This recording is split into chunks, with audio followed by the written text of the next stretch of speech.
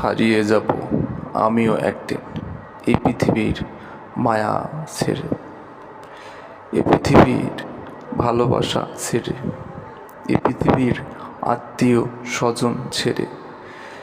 এ জীবনে যত ইনকাম, যত ভালোবাসা, যত সম্মান, যত কিছু উপার্জন করেছি সব ছেড়ে চলে যাব আমিও একদিন। এই দুনিয়াতে যত বড় বড় অলি আউলিয়া গাইস কুতুব যারা এসেছেন সবাইকে একদিন মৃত্যুর স্বাদ গ্রহণ করতে হয়েছে। সবাই চলে গেছে, আল্লাহ তাআলার আদেশ মানতে সবাইকে বাধ্য করছে। এই যেমন একটা মায়া, পৃথিবীটা একটা মায়া, এই পৃথিবী শুধু মায়া মায়া মায়া। আমাদের পৃথিবী কিন্তু ক্ষণস্থায়ী, চিরস্থায়ী নয়।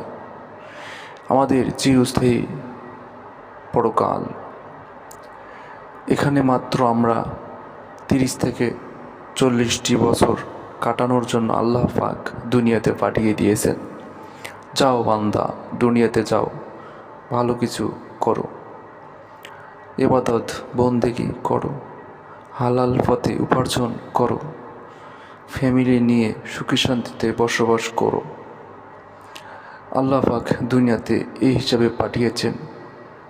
কিন্তু যারা পূর্বপুরুষ আসছেন তারা কিন্তু আজ পৃথিবীতে নেই। তাই হারিয়ে আমিও যাব একদিন। হারিয়ে তো সবাইকে যেতে হবে।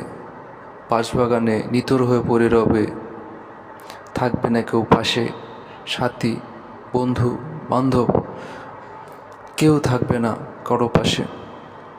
শুধু একটাই থাকবে পাশে, সেটা হচ্ছে ঈমান এবং আমল। বিশ্বনবী হযরত মুহাম্মদ সাল্লাল্লাহু আলাইহি সাল্লামের সুন্নত আকীদাগুলো মেনে চললে কবরে সওয়াল জবাবের সময় নিশ্চয় শাফায়াত পাইতে পারো। কিন্তু ঈমানটাকে সঠিকভাবে রাখতে হবে। ঈমান অনেক বড় মূল্যবান জিনিস। তাই ভাই, হারিয়ে আমিও যাব একদিন, হারিয়ে আপনিও যাবেন একদিন।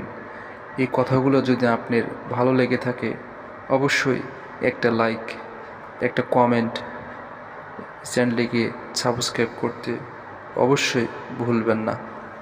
ভালো লাগলে কমেন্ট করে যাবেন ইনশাআল্লাহ। আমার